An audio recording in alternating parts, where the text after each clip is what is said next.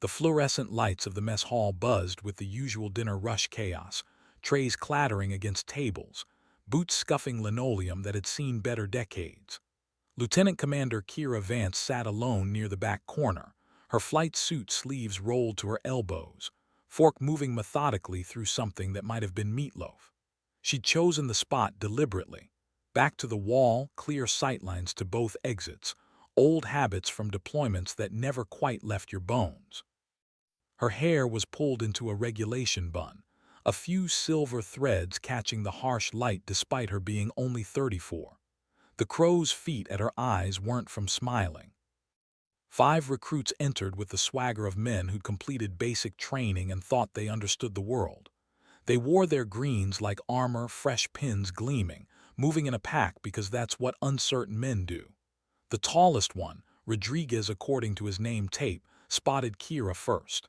He said something to his buddies that made them laugh, the kind of laugh that carries across rooms, that's meant to carry. They angled toward her table. Kira didn't look up. She took another bite, chewed slowly, watched their reflection approach in the polished surface of her water glass. The thing about spending 6 years flying FA-18 Super Hornets off carrier decks in hostile airspace is you develop a particular awareness. Not paranoia. Awareness. The way a wolf knows when coyotes are circling, assessing, deciding if you're prey or problem. "Hey there, sweetheart," Rodriguez said, his shadow falling across her tray. "You lost. The admin offices are in Building C," his friends spread out, loose semicircle blocking her from the rest of the room. Not aggressive yet, just testing boundaries, seeing how far they could push. Kira set her fork down with deliberate care, the metal clicking against the plastic tray with a sound that seemed too loud. She still hadn't looked at them. The mess hall's ambient noise seemed to dim somehow, conversations at nearby tables trailing off as people sensed something about to happen. A staff sergeant 2 tables over straightened in his seat, hand pausing halfway to his mouth. "This seat's taken," she said quietly, her voice carrying that flat affect that comes from giving orders in cockpits where hesitation means death. Not hostile, not friendly, just stating fact. Rodriguez leaned closer, palms on her table, invading space the way predators do. "Doesn't look taken to me. Maybe you need someone to keep you comp." He never finished the sentence. What happened next would become legend. Kira moved like water flowing downhill, inevitable and impossible to stop. Her left hand snapped out, fingers finding the pressure point just below Rodriguez's elbow with surgical precision. The kind of precision that comes from hundreds of hours of close-quarters combat training that SEALs receive, that nobody knew she'd received. His arm went numb instantly, knees buckling from the nerve strike. She was standing before his body processed the pain, her right hand already redirecting the second, recruit's clumsy grab into a wrist lock that sent him stumbling into his buddy. The third recruit, faster than his friends or maybe just more scared, threw a punch. Kira slipped it with minimal movement, the kind of economy that speaks to muscle memory drilled into existence through repetition. Her elbow found his solar plexus, driving air from lungs, and she used his forward momentum to guide him past her into the table edge. The metal frame caught him at the thighs and he went down hard, tray clattering. 15 seconds had elapsed. The fourth recruit had his hands up, backing away, eyes wide with the sudden understanding that he'd miscalculated catastrophically. The fifth was already near the exit, frozen between fight and flight, choosing flight. Rodriguez was on his knees, cradling his arm, making sounds that weren't quite words. The staff sergeant was standing now, moving closer, but his expression wasn't alarm, it was recognition. He'd seen moves like that before, knew what they meant. Kira remained standing, breathing steady, no adrenaline spike visible in her posture. This was the difference between trained and combat-proven. She'd faced actual threats, surface-to-air missiles screaming through darkness, MiGs on her 6 at Mach 1.5, and 5 recruits in a mess hall barely registered. She looked at Rodriguez, then at his friends, her dark eyes holding something that made them look away. "My seat," she said, voice still quiet, still flat. was taken. She sat back down, picked up her fork, resumed eating as though nothing had happened. Around the mess hall, conversation slowly restarted, but everyone was watching now, reassessing the woman in the worn flight suit who just dismantled 5 men in the time it takes to tie boots. The staff sergeant approached carefully, hands visible, respectful. "Ma'am, should I call the MPs?" His tone suggested he already knew the answer, was asking out of protocol rather than necessity. Kira glanced at Rodriguez, who was being helped up by his remaining friends, his face red with shame and pain. "They were just leaving," she said. "Weren't you gentlemen?" They left, fast. The door swung shut behind them with a sound like punctuation, ending a sentence nobody had expected to be written. The staff sergeant lingered, studying her with the gaze of someone putting together a puzzle. His eyes caught the patch on her shoulder, the distinctive trident, small and understated, that most people didn't know to look for. His entire demeanor changed, spine straightening further if that was possible. "You're Valkyrie," he said, not quite a question, more like confirmation of something he'd suspected. The call sign hung in the air between them, carrying weight. "The Mogadishu extraction, Tripoli." He stopped, realizing he was speaking classified operations in a public space, even obliquely. Kira met his eyes, and for just a moment the mask slipped. Behind the careful control was exhaustion, the kind that accumulates over years of carrying secrets, of being things that don't officially exist, of flying missions that never appeared in briefings. "Just someone trying to eat dinner, Staff Sergeant." He nodded slowly, understanding the dismissal for what it was, not rudeness but necessity. "Copy that, ma'am." He moved away but stopped at his table, said something to his companions. Word would spread now, the way it always did in military communities, moving through unofficial channels faster than any official communication. By tomorrow, everyone would know. By next week, the story would have grown, details added and subtracted, until it became something larger than the moment itself. That's how legends started, small truths that grew in the telling. Kira finished her meal in silence, aware of eyes on her, of the whispers that weren't quite whispers. This was the price of visibility, of being forced out of the shadows where she'd operated for years. The Navy SEAL community was small, intensely private, protective of its own. Women in the teams were even rarer, their existence often downplayed or omitted from official records for operational security. But some things couldn't stay hidden forever, especially when you had to defend yourself in public. She stood, bussed her tray, walked toward the exit with measured steps. Nobody approached her. A few people, mostly senior NCOs and officers who'd seen combat patches and understood what they meant, gave subtle nods of respect. She returned them, minimal acknowledgement, and stepped into the evening air outside. The sky was that particular shade of orange that comes at dusk, the sun bleeding out across the horizon like a wound. Kira stood on the steps, letting the temperature differential cool her skin, breathing in air that tasted of jet fuel and salt from the nearby ocean.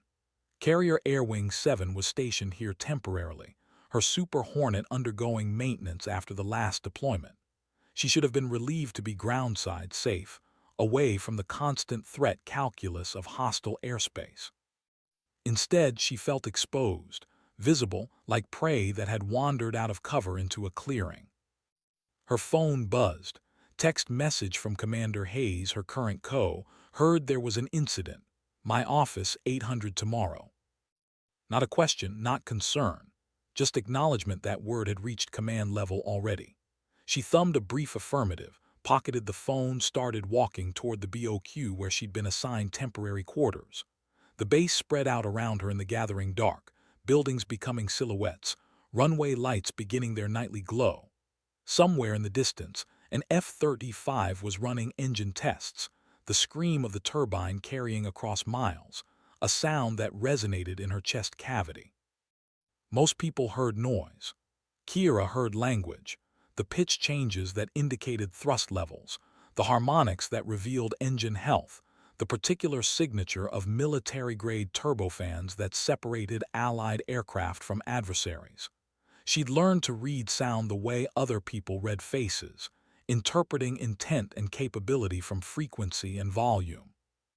It had kept her alive over Mogadishu when her wingman's IFF transponder failed, and she'd had to identify his aircraft by engine note alone while dodging ground fire. The BOQ door swung shut behind her with a sound that echoed in the empty hallway. Her room was Spartan. Rack, desk, chair, wall, locker. Nothing personal except her go-bag in the corner, always packed, always ready. She sat on the edge of the bed, unlaced her boots with mechanical precision, set them beside each other at perfect right angles because some habits were too deeply ingrained to break. The silence in the room felt heavy, pressing against eardrums accustomed to the constant roar of cockpit environments. She thought about the recruits, about the look in Rodriguez's eyes when he'd realized his mistake, not just about her capabilities, but about his assumptions. That's what bothered people most, she'd learned over the years. Not that women could do the job, but that their own certainty about who could and couldn't had been revealed as baseless prejudice. It made them question other certainties, and humans didn't like that, preferred the comfort of unchallenged assumptions even when those assumptions were wrong. Her phone buzzed again. Different number, one she recognized immediately despite not having it saved. Her pulse kicked up a notch just for a moment before training reasserted control. Heard you made some noise. Remember, quiet is better, but proud of you. Stay safe. M. She stared at the message for a long time, reading it multiple times, parsing the words for subtext the way she'd been trained to parse intelligence briefings. M was Lieutenant Commander Marcus Webb, her former SEAL team leader, the man who'd recruited her from Navy aviation into something deeper and darker, who'd pushed her through selection when everyone else had bet on her failure. They hadn't spoken in 3 months, not since the operation in Latakia had gone sideways, and the team had scattered to different assignments, operational security demanding separation and silence. That he was reaching out now meant he'd heard through channels that went beyond base gossip, which meant people were paying attention at levels that made her uncomfortable. She typed a brief response, copy, and deleted it unsent. Better not to confirm anything through electronic channels, even encrypted ones. She turned the phone off completely, removed the battery, a paranoia that seemed excessive here in the safety of a U.S. military installation, but which was second nature after years of operating in environments where electronic signatures meant death. The room seemed darker without the phone's glow, shadows deepening in corners. Tomorrow she'd face Commander Hayes, would navigate whatever political fallout came from the mess hall incident. Tonight, she lay back on the rack, staring at the ceiling, counting breaths the way she counted seconds on final approach to a carrier deck at night, finding calm in numbers and rhythm. Sleep came slowly, populated by dreams of sky and water, of aircraft breaking through clouds into clear air, of that moment of transition between elements when you're not quite flying, not quite falling, suspended in the space between. Commander Hayes's office was exactly what you'd expect from a career naval officer: sparse, organized, walls decorated with unit photos and commendations that told the story of 26 years in service. He was standing when she arrived at precisely 800, punctuality being its own form of respect.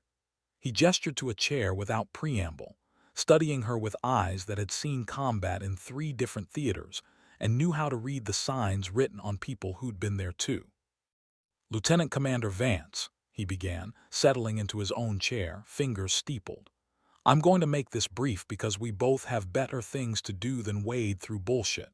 The recruits involved in yesterday's incident won't be filing any complaints.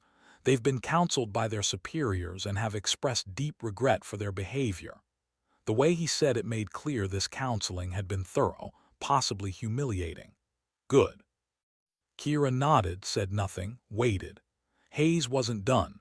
This was preamble, establishing baseline before getting to whatever actually concerned him. "What does concern me," he continued, confirming her assessment, "is that this brings attention to aspects of your service record that are, shall we say, opaque. I have your official jacket, which shows distinguished service as a carrier pilot, Multiple combat deployments, commendations for valor. Very impressive. Then I have 6 years that are redacted so heavily the pages are mostly black bars. He leaned forward slightly. I know better than to ask questions I won't get answers to. But I need to know if your presence here creates any security issues I should be aware of. This was the dance, the careful negotiation between need-to-know and operational security, between command authority and classified operations. Kira chose her words with precision. My previous assignments were conducted with proper authorization at levels above both our clearances, sir. Those missions are complete. I'm currently assigned to Carrier Air Wing 7 as a Super Hornet pilot, and that assignment carries no additional security concerns beyond standard classified operations. All true, technically, though it omitted volumes. Hayes studied her for a long moment, then nodded slowly. Understood. I won't pry into what you were doing, but I need you to understand that this base, this wing, operates on visibility and accountability. Whatever you did in the shadows needs to stay there. Here, you're a pilot. Just a pilot, even if you're clearly something more. Can you work with that? Yes, sir, she said without hesitation, meaning it. She'd chosen to return to conventional aviation for exactly this reason, wanting distance from the operations that had defined her for 6 years, wanting to be something simpler, even if simpler was still complex. I have no desire for additional attention. Too late for that, Hayes said, but not unkindly. Word spread. You're going to face questions, curiosity, people testing you to see if the rumors are true. How you handle that will determine whether you can function effectively in this unit. He pulled a folder from his desk, opened it. You're scheduled for a training flight today, 1300 hours. Your RIO is Lieutenant Jake Morrison, good pilot, better weapons systems officer, has a tendency to talk too much but knows his job. I'm assigning you to routine patrol patterns for the next 2 weeks while maintenance completes work on your assigned aircraft. Use that time to reintegrate into squadron culture. Let people see you as a pilot first. The unspoken addition hung in the air, and whatever else you are second. Kira stood, recognizing dismissal. Thank you, sir. Vance, Hayes said as she reached the door. She turned back. For what it's worth, I served with some SEALs in Kandahar back in '09. Good people, best I ever worked with.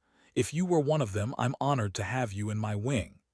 He didn't wait for confirmation or denial, just returned his attention to paperwork on his desk. Conversation concluded. She left his office feeling something she hadn't expected, accepted, at least provisionally. Maybe this could work.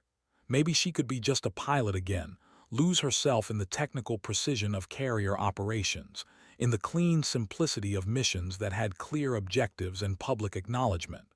The thought brought something almost like relief, fragile and temporary but real. The squadron ready room at 12:30 was exactly like every ready room she'd ever occupied.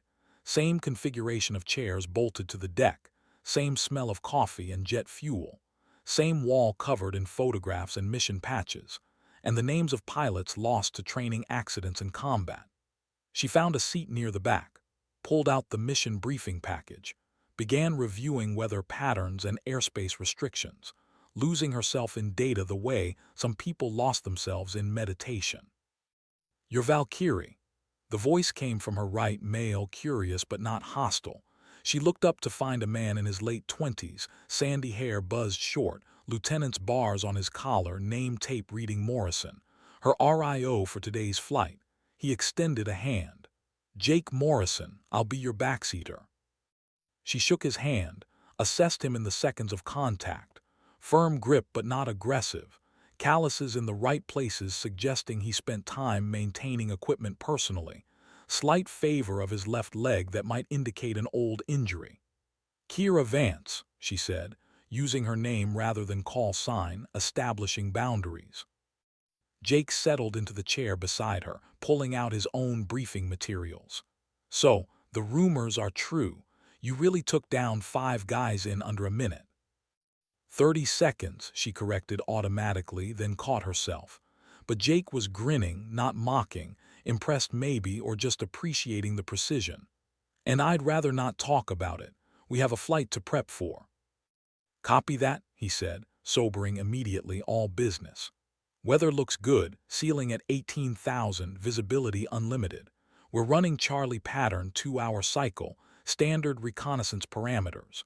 Nothing exciting unless the universe decides otherwise, but I learned not to tempt the universe." He pulled up tactical displays on his tablet, walking through waypoints and communication protocols with the efficiency of someone who'd done this hundreds of times. Competent, professional, exactly what she needed. They briefed for 40 minutes, covering contingencies and procedures, establishing the rhythm that makes cockpit crews effective, anticipating each other's needs, completing thoughts, building shared situational awareness. By the time they walked to the flight line, Kira felt something settling in her chest, a rightness that came from returning to familiar patterns. This she knew. This she could do.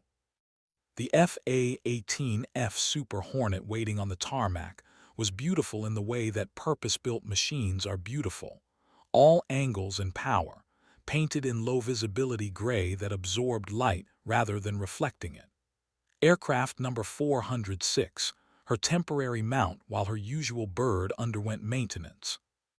She ran her pre-flight check with practiced hands, calling out items while Jake verified from his checklist, their voices falling into the ritual call-and response that had prevented countless accidents through redundancy and attention to detail. Canopy seals. Good seal, no cracks, verified. Jake's voice in her headset, clear and professional. Weapons systems. Safe training configuration, no live ordnance. They continued through 32 items, each verification a small commitment to survival, to excellence, to the contract between crew members that said, "I'll do my part perfectly so you can trust me with your life." Finally satisfied, she climbed the ladder, settled into the ejection seat, began strapping in with movements so practiced they were nearly unconscious. 5-point harness, connections verified, helmet secure, oxygen flow confirmed. The cockpit wrapped around her like a second skin, familiar and right. All the switches and displays exactly where muscle memory expected them. Engine start was a symphony, the whine of turbines spooling up, the satisfying thunk of ignition, the building roar as both F414 engines came online and stabilized. She ran through engine instruments, confirmed normal operation across all parameters, requested taxi clearance from tower.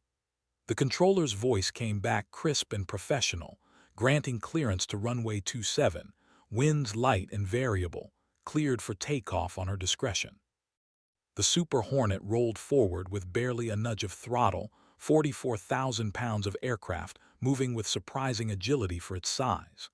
She taxied to the runway, ran final checks, held position while Jake confirmed weapon systems were in training mode, and all electronic warfare suites were properly configured. Everything green across the board. She advanced throttles smoothly, feeling the engines respond, that gathering sense of contained violence ready to be unleashed. The aircraft accelerated down the runway, speed building, 80 knots, 100, 120. And then she pulled back gently on the stick, and the wheels left concrete, that magical moment of transition from earthbound machine to flying craft, gravity releasing its grip as lift exceeded weight. They climbed into clear air, and Kira felt something in her chest expand, a tension she hadn't known she was carrying releasing into the blue expanse above. This was home. Not the base, not the BOQ, not even the squadron. This, the space between Earth and stars, where physics ruled with clear laws and success depended on skill and judgment rather than politics or perception. Up here, she was just a pilot, defined by her ability to control this machine, to make it dance through three-dimensional space with precision and grace. The rest fell away. The recruits, the rumors, the weight of classified operations that would follow her forever like shadows. "Beautiful day for flying," Jake said through the intercom, something in his voice suggesting he understood, that he felt it too, this fundamental rightness of being airborne. "Roger that," Kira replied, banking the aircraft into their assigned patrol pattern, sunlight flashing off the canopy as they turned. Below, the Earth spread out in miniature, roads becoming lines, buildings becoming blocks, the neat geometry of human civilization from the perspective of gods or birds.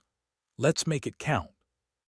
They flew the pattern with precision, hitting waypoints within seconds of scheduled times, maintaining altitudes and headings with the accuracy that came from thousands of hours in cockpits. Jake proved to be exactly what Hayes had described: competent, professional, with a running commentary that provided situation updates without being annoying. He had that quality good RIOs possessed, of knowing when to speak and when to let the pilot work, of being simultaneously present and unobtrusive. An hour into the flight, with the aircraft cruising at 28,000 feet, Jake spoke up with a different tone. "So, can I ask you something? Off the record, just between us." Kira hesitated, knowing where this was going, debating whether to shut it down or allow the conversation. Finally, "Depends on the question." "The SEAL thing, how does that even work? I thought," he caught himself, realizing he was about to voice an assumption that might be offensive. "Good instincts, at least. I guess I didn't know that was possible." "It wasn't, officially," Kira said after a moment, deciding he'd earned some honesty. "Still isn't in most cases. I was recruited for a specific program, very small, very classified, that needed people with both aviation experience and special operations capability. I fit a particular profile. After selection, I went through modified training that combined elements of SEAL qualification with additional aviation and intelligence components. 3 years of training before the first operational deployment. It was," she paused, searching for words that wouldn't violate classification, "difficult. Physically, mentally, emotionally. They break you down to find out what you're made of, then build you back up into something that can operate in impossible situations. But you made it. Not a question, statement of obvious fact, but with genuine respect underneath. I made it. Then spent 6 years flying missions I can't talk about, in places I can't name, doing things that officially never happened. And then I rotated back to conventional operations because even people who thrive in that world eventually need to step back, need something that feels normal, even if normal is still dangerous." She banked the aircraft slightly, adjusting their heading by 2 degrees to compensate for wind drift. "This is my version of normal now. Just a pilot flying patrol patterns, coming home to write reports nobody will remember. And honestly, that sounds pretty good to me." Jake was quiet for a moment, processing. When he spoke again, his voice carried understanding. "Copy that. For what it's worth, I'm glad you're here. We can use pilots with your skill set, with or without the other stuff. And I promise I won't ask again. Your business is your business." "Appreciate that," Kira said, meaning it. This was what she needed: acceptance without constant interrogation, respect without hero worship, the chance to just do her job without the weight of her past defining every interaction. Maybe, with time, the rest of the squadron would reach the same equilibrium. Maybe she could build something resembling a normal career, normal life, whatever normal meant for someone with her history. They completed the patrol without incident, 2 hours of flight time logged, all systems performing within parameters. Approach and landing were textbook, ball centered, airspeed on target, 3-wire catch on the simulated carrier deck trap they practiced at the shore facility. The aircraft rolled to a stop, and Kira went through shutdown procedures with the same attention to detail she'd shown during startup. Only when both engines wound down to silence did she release a breath she hadn't known she was holding. Post-flight debrief took 30 minutes, walking through every phase of the mission, noting any discrepancies or anomalies, however minor. Standard procedure, the constant attention to detail that kept naval aviation as safe as it could be while still being inherently dangerous. Jake signed off on her performance without hesitation, made a note in the logbook that she was current and qualified for all standard operations. Then they walked back toward the ready room together, flight suits unzipped against the afternoon heat, talking about normal things: favorite restaurants near base, best spots for coffee, whether the commissary still sold decent steaks. Normal. This was what normal looked like, Kira thought. walking with a fellow pilot after a successful flight, talking about mundane things, being just another aviator in a squadron full of aviators. It felt fragile, like something that could shatter with the wrong word or action, but it felt possible. Maybe that was enough. Maybe possibility was all you could ask for when trying to rebuild after years of living in shadows. The days fell into rhythm after that, a pattern as precise as the patrol routes she flew: morning brief, pre-flight checks, airborne operations, debrief, maintenance paperwork, squadron administration. She flew with different RIOs, got to know the other pilots through the casual interactions of ready room culture, proved herself through consistent performance rather than dramatic incidents. Some people remained wary, kept distance, clearly uncomfortable with her reputation or abilities. Others approached with curiosity that gradually shifted to respect as they flew with her and recognized competence when they saw it. A few, like Jake, simply accepted her as another pilot, judged her by the only metrics that mattered. Could she fly well? Could she be trusted in critical situations? Did she pull her weight in squadron operations? Commander Hayes watched it all with the careful attention of a co who understood his people, intervening only when necessary to smooth rough patches or redirect conversations that veered toward inappropriate territory. He assigned her to increasingly complex missions: night operations, adverse weather flying, close formation work, each one a test and an opportunity to demonstrate her capabilities. She passed each test not with flashy performances but with steady competence, building a reputation as someone reliable rather than someone exceptional. Paradoxically, that made her more valued. Exceptional pilots were remembered, but reliable pilots were trusted, and trust was the foundation of unit cohesion. 6 weeks after the mess hall incident, she was sitting in the ready room reviewing maintenance reports when the duty officer approached, expression serious. "Commander Vance, you have a visitor at the front gate. Civilian, but he's cleared at levels that got the gate guard's attention. He's asking specifically for you." Kira felt her pulse kick up, that old combat alertness flooding her system before conscious thought could moderate the response. Civilians with high clearances who showed up unannounced meant complications, meant the shadow world she'd tried to leave was reaching out. Did he give a name? "Marcus Webb said you'd know him." She was moving before the duty officer finished speaking, heading for the gate at a pace just short of running. Marcus wouldn't come here without reason, and if he was being open about his identity rather than using cover, the situation was serious enough to override operational security concerns. Her mind raced through possibilities: recall to active special operations duty, compromise of former operations, threat assessment requiring her specific knowledge. None of the scenarios were good. He was waiting outside the visitor center, leaning against a nondescript sedan, dressed in civilian clothes that didn't quite hide the military bearing underneath.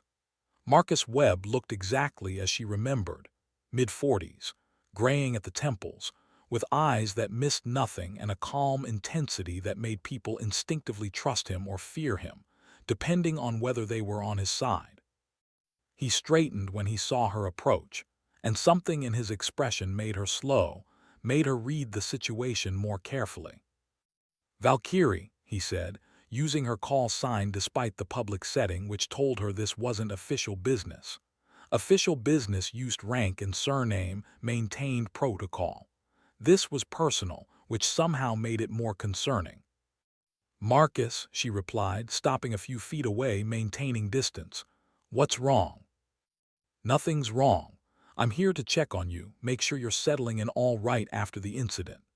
He said it casually, but his eyes were scanning her face, her posture, reading all the subtle signs he'd taught her to read in others. Looking for stress fractures, for signs the transition back to conventional operations was breaking her in ways that wouldn't be visible until they became catastrophic. "I'm fine," she said, and mostly meant it. "Flying regular missions, working with good people, keeping my head down. Exactly what I said I wanted." And the mess hall situation, that created any ongoing problems.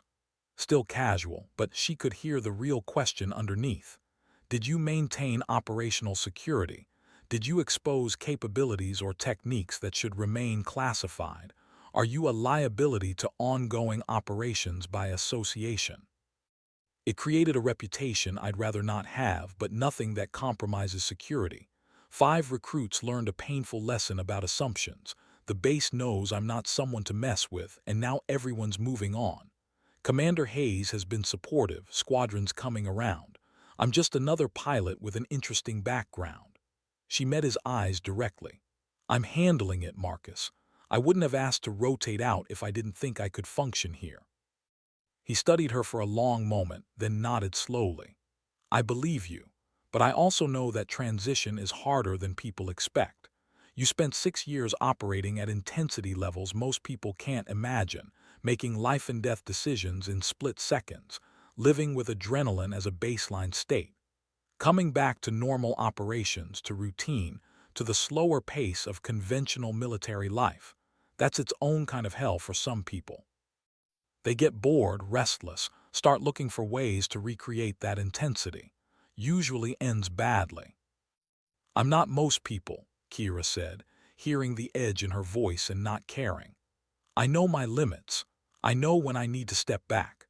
That's why I'm here instead of on another deployment that might kill me or turn me into something I don't recognize. I made my choice deliberately, with full awareness of what I was giving up and what I was gaining. I know you did, Marcus said, and his voice softened slightly.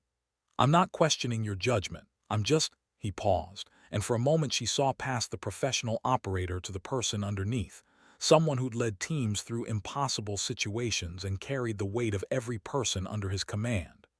You were my recruit, my responsibility. I put you through hell because I believed you could handle it, and because the missions required capabilities you possessed. But I also know that process changes people, sometimes in ways that don't show up for years. I needed to see for myself that you're okay, that I didn't break something that can't be fixed. The honesty of it hit her unexpectedly, cracking through defenses she'd maintained since leaving the teams. Marcus had been many things: mentor, commander, the person who'd pushed her past every limit she thought she had. But she'd never considered that he might carry guilt about what he'd asked of her of all of them. The operations had been necessary, the training required, but necessary and required didn't mean without cost, and he knew better than anyone what those costs were. You didn't break me, she said quietly with absolute certainty. You taught me I was stronger than I knew, more capable than I imagined. Yes, it changed me. Yes, some of those changes are permanent, but I don't regret it, Marcus. Not the training, not the operations, not any of it. I did things that mattered, saved lives, stopped threats that would have killed thousands. That means something. That will always mean something. She took a breath, choosing her next words carefully. What I needed was space to figure out how to be that person and also be someone who could exist in normal society. That's what I'm doing here, integrating both parts of myself, finding balance. It's working. Slowly, but it's working. Marcus smiled then, just slightly, and nodded. Good, that's what I needed to hear. He reached into his jacket pocket, pulled out a card with a phone number handwritten on it. This is a clean line, not connected to official channels. You need anything, and I mean anything, whether it's operational support or just someone who understands what you've been through, you call that number. It rings directly to me, no intermediaries, no records. Promise me you'll use it if you need to. She took the card, tucked it into her pocket. I promise. Thank you for coming, for checking on me. It means more than you probably realize. Take care of yourself, Valkyrie, he said, moving toward his car. Then he paused, looked back. One more thing. There's talk about forming another task force, similar parameters to what we ran before. They're going to need experienced operators, people who know how to integrate aviation with special operations. If you ever want back in, all you have to do is say the word. No pressure, no judgment if you don't. Just know the door's open. He drove away before she could respond, leaving her standing at the gate with complicated feelings churning in her chest. Part of her wanted it, wanted that clarity of purpose, that intensity, the knowledge that every day mattered in immediate and tangible ways. But another part, maybe the larger part, knew that path would consume her entirely if she walked it again. She'd given 6 years to shadows and secrets, had earned the right to choose something different. Flying patrol patterns might seem mundane compared to classified operations, but there was value in the mundane, in building a life that could be lived openly, in being known by her real name instead of just a call sign. She walked back to the squadron area slowly, thinking about choices and consequences, about the person she'd been and the person she was becoming. The afternoon sun painted long shadows across the tarmac, and somewhere in the distance, aircraft were conducting training operations, their engine noise carrying across the base like a familiar song. This was her world now, and she would make it enough. She would find purpose in precision, meaning in professionalism, satisfaction in being excellent at something that didn't require operating in darkness. It would be enough because she would make it so, through sheer determination if nothing else. The weeks became months, autumn transitioning to winter, and Kira's position in the squadron solidified from probationary acceptance to genuine membership. She earned a spot in the annual air show demonstration team, flying formation routines that required absolute trust between pilots, their aircraft separated by mere feet at speeds exceeding 400 knots. The crowds watched from below and saw spectacle, grace, power. Her fellow pilots knew it was really about trust, trusting your wingman to hold position precisely, to execute maneuvers in perfect synchronization, to keep you alive through skills maintained by endless practice. It was different from combat operations but no less demanding, and it gave her something she'd been missing: pride in work that could be acknowledged publicly, accomplishments that didn't have to remain classified forever.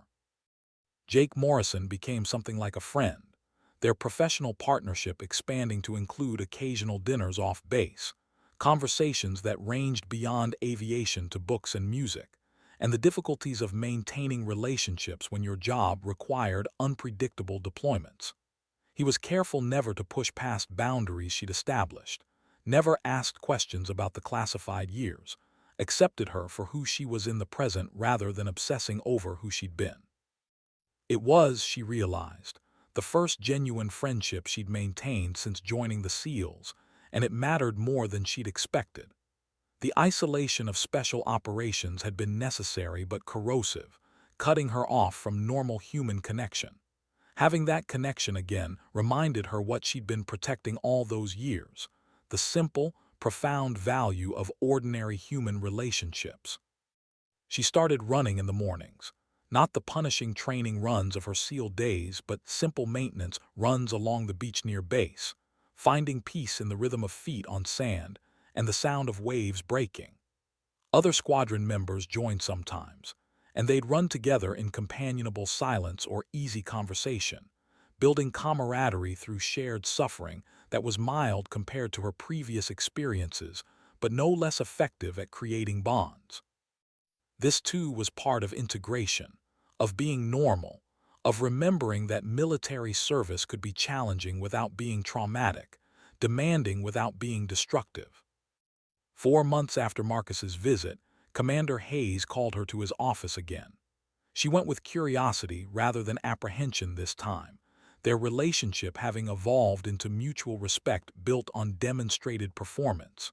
He gestured her to sit, and she noticed another person in the office, a woman in her 50s wearing civilian clothes and captain's insignia, someone senior enough that her presence meant this was official. Lieutenant Commander Vance, Hayes began formally, which meant this wasn't a casual meeting. This is Captain Reeves from the Pentagon. She has a proposal for you. Captain Reeves leaned forward, her expression serious but not unfriendly. Commander Vance, I'll be direct. The Navy is developing a new training pipeline for integrating special operations capabilities into conventional aviation units. We need experienced personnel to help design curriculum, provide instructor capability, and validate procedures.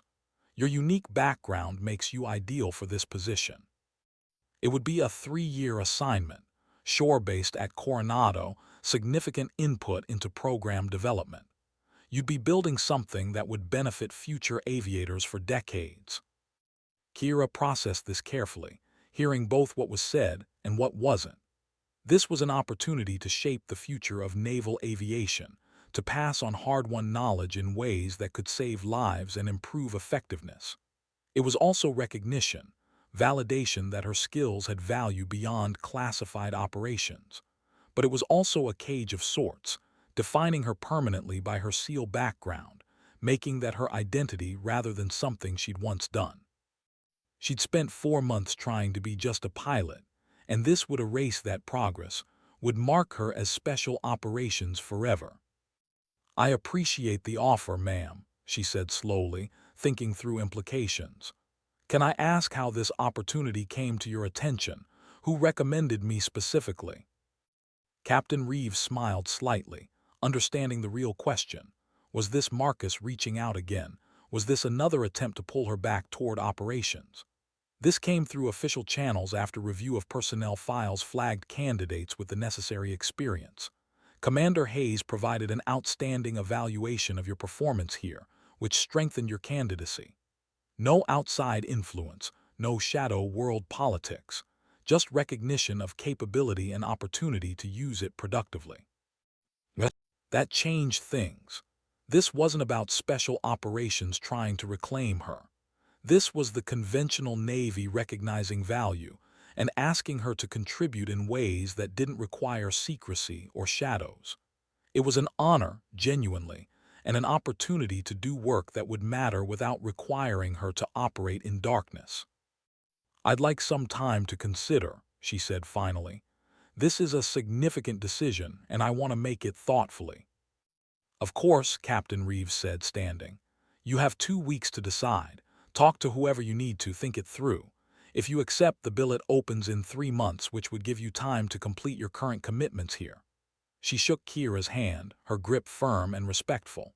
"For what it's worth, Commander, I think you'd be excellent at this. We need people who can bridge the gap between conventional and special operations, who understand both worlds. There aren't many who qualify, and fewer still who have your communication skills and temperament. Think about it." After she left, Hayes looked at Kira with something that might have been paternal pride. "She's right, you would be excellent at it. And it would be good for the Navy, good for the next generation of aviators. But it would also lock you into being the SEAL pilot forever, at least in official capacity. I know you've been trying to move past that to build something different here. So whatever you decide, I'll support it. No judgment, no career consequences either way." "Thank you, sir," Kira said, genuinely grateful for the understanding. "I'll let you know within the week." She walked out of his office into bright sunlight, her mind churning with possibilities and complications. The easy choice would be to decline, to maintain her current trajectory toward being just another competent pilot in a good squadron. The harder choice, maybe the right choice, would be to accept and use her experience to help others, to turn painful lessons into teachable moments that could prepare future aviators for challenges she'd faced. Legacy versus anonymity. Impact versus peace. There was no obviously correct answer, which meant this was a real decision rather than an obvious one. That evening she sat on the beach watching the sun set over the Pacific, phone in hand, Marcus's card in her pocket. She didn't call. This wasn't his decision to influence.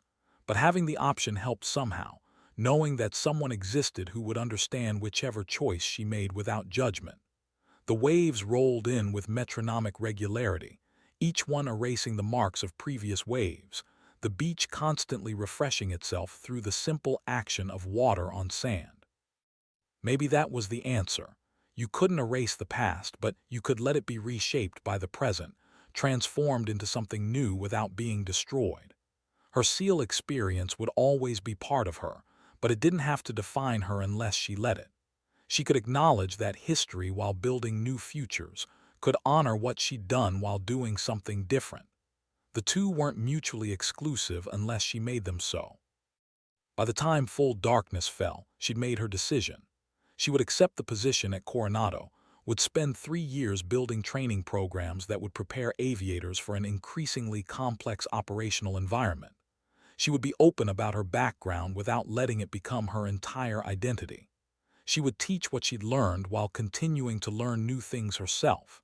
And after those 3 years, she'd reassess again, make whatever choices seemed right at that time. Life wasn't a single decision but a series of them, each one shaping possibilities for the next. Flexibility wasn't weakness. It was survival, was adaptation, was the willingness to become different versions of yourself as circumstances required. She called Commander Hayes that night, left a message accepting the position. Then she sat in her Spartan quarters and started making lists, things to teach, lessons learned, mistakes to help others avoid. The work stretched before her like a runway, clear and purposeful, leading toward destinations she couldn't quite see yet but trusted would reveal themselves as she moved forward. This was good, she thought. This was right. Not perfect, but right. And sometimes right was better than perfect because perfect was impossible and right was achievable. The months until her transfer passed quickly, filled with the usual demands of squadron life plus the additional work of preparing for transition. She flew as much as possible, banking hours and experiences, saying goodbye to the aircraft and the routines that had helped her find stability. The squadron threw her a small farewell party, nothing elaborate, just cake and coffee in the ready room, some speeches that were more roast than tribute, laughter and genuine affection underneath the mockery. These were her people now, even though she was leaving. They'd given her space to figure out who she was outside of special operations, and for that she'd always be grateful. Jake Morrison pulled her aside as the party wound down, his expression serious despite the celebratory atmosphere. "I just want to say, it's been an honor flying with you. I've learned more in 4 months as your RIO than in the previous 4 years combined. Not just about flying, but about professionalism, about how to conduct yourself with integrity even when nobody's watching. Whatever you teach at Coronado, those students are lucky to have you." She felt her throat tighten unexpectedly, surprised by the emotion his words evoked. "Thank you, Jake. That means a lot. And for the record, you're one of the best RIOs I've ever worked with. You're going to do great things in this squadron. Remember, stay calm, trust your training, and never let anyone convince you that competence is arrogance. You're good at what you do. Own that." They shook hands. Then she moved through the room saying goodbye to others, collecting well wishes and contact information and promises to stay in touch that might or might not be kept. It was bittersweet, this leaving, but also exciting in ways she hadn't felt since first joining the Navy years ago. A new chapter, new challenges, new opportunities to make a difference. The uncertainty was uncomfortable but also energizing, a reminder that growth only happened when you stepped outside familiar patterns. On her last day at the squadron, she stood on the flight line one final time watching aircraft take off and land, the constant cycle of operations that continued regardless of individual personnel changes. The Super Hornets roared past overhead, landing gear retracting, climbing toward their assigned altitudes with power and grace. She'd be back in cockpits eventually. The training position would include flight duties, but it would be different. Instructional flights with students rather than operational missions. Teaching rather than doing. Passing on knowledge rather than acquiring new skills. It was the right next step, she believed that, but it was still a step away from something she loved, and that brought a sense of loss alongside the anticipation. She drove to Coronado 2 days later, her belongings packed into her modest car, watching terrain transition from one military base to another via highways that connected installations like arteries connecting organs in a body. The Navy was everywhere and nowhere, present in every coastal community but also separate, existing in parallel to civilian life without fully integrating. She was part of that, had been since she was 22 and fresh out of the Naval Academy, idealistic and certain and completely unprepared for what military service would actually require. 15 years later, she was different, harder in some ways, softer in others, carrying knowledge and experience that had cost her innocence and given her purpose in return. It was a fair trade, she thought. Not equal, but fair. The training command at Coronado was organized chaos when she arrived, new facilities still being constructed, curriculum development in early stages, everything simultaneously urgent and uncertain. Captain Reeves met her personally, walked her through the organization, introduced her to other instructors who would be building this program together. They were an interesting mix, some from special operations backgrounds like her, others from test pilot schools and weapons development programs, a few from allied nations bringing different perspectives and approaches. All of them shared common traits: competence, experience, and the ability to communicate complex ideas effectively. These were people who could do the work and teach others to do it, and that combination was rarer than people outside military aviation realized.